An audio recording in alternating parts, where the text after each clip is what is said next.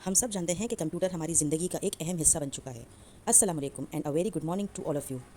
اسی کمپیوٹر کی اہمیت کو ذہن میں رکھتے ہوئے آج ہم کمپیوٹر کا سفر کریں گے کہ پہلی مرتبہ یہ کمپیوٹر کب بنا، کس نے بنایا اور یہ ابھی کی جو اس کی موجودہ شکل ہے وہ کس طرح عمل میں آئی۔ تو چلیے جلدی سے شروع کرتے ہیں۔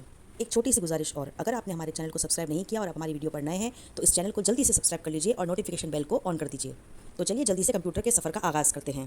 گھریلو کمپیوٹر کو پی سی یا پرسنل کمپیوٹر، پرسنل کمپیوٹر بھی کہا جاتا ہے اور گھریلو کمپیوٹر بھی کہا جاتا ہے، جو کہ 1985 میں پہلی مرتبہ بنایا گیا۔ اب یہ پہلا گھریلو کمپیوٹر ہے جو 1985 یعنی 1985 میں بنایا گیا۔ تو چلیے اس کا سفر شروع کرتے ہیں۔ جہاں سائنس نے تھوڑی بہت ترقی کر لی تھی، وہیں پر پرانے زمانے میں راجاؤں، مہاراجاؤں اور بادشاہوں کے دور میں ابیکس نام کی ایک مشین ایجاد کی گئی تھی، بنائی گئی تھی، جسے چین، یونان اور مصر کے باشندے حساب کتاب کرنے کے لیے استعمال کیا کرتے تھے۔ ابیکس کے استعمال کے بعد انسان نے ایک نئی مشین ایجاد کی جس کا نام تھا کیلکولیٹر۔ انگریزی میں کیلکولیٹر کہتے ہیں اور اردو میں کیلکولیٹر۔ تو یہ کیلکولیٹر مشین حساب کتاب کرنے کے لیے بہت آسانی سے استعمال کی جا سکتی تھی۔ کیلکولیٹر کے استعمال کے بعد انسان کو ایک نئی مشین کی ضرورت محسوس ہونے لگی کہ جس میں وہ اپنے عادات کے ساتھ ساتھ ہر حروف، الفاظ اور ہدایات بھی ڈال سکیں اور وہ مشین بالکل درست اور فوراً جواب دے سکے۔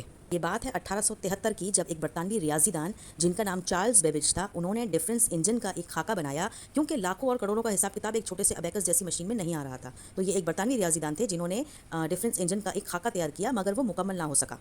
مگر چونکہ انہوں نے ڈفرینس انجن کا خاکہ بنایا تھا جیسے کمپیوٹر جیسی مشین تھی، تو اس لیے انہیں کمپیوٹر کا بانی قرار دیا جاتا ہے کہ بھئی کمپیوٹر انہوں نے بنایا تھا پہلی مرتبہ۔ اس کے کچھ سالوں بعد امریکہ کی ایک یونیورسٹی میں 1943 یعنی 1943 میں امریکہ کی یونیورسٹی میں پہلا کمپیوٹر بننا شروع ہوا، جو کہ 1944 یعنی 1944 میں مکمل ہوا۔ اب یہ جو کمپیوٹر بن کر تیار ہوا 1944 میں، یہ 50 ٹن وزنی تھا، یعنی 50 ٹن یعنی 12 ایشیائی ہاتھیوں کے وزن کے برابر اس کا وزن تھا، اور ایک بڑے گھر کے برابر اس کا وزن، اور اس کی جو جگہ تھی وہ اس نے بڑے گھر کے برابر، وہ اتنا بڑا کمپیوٹر بنایا گیا۔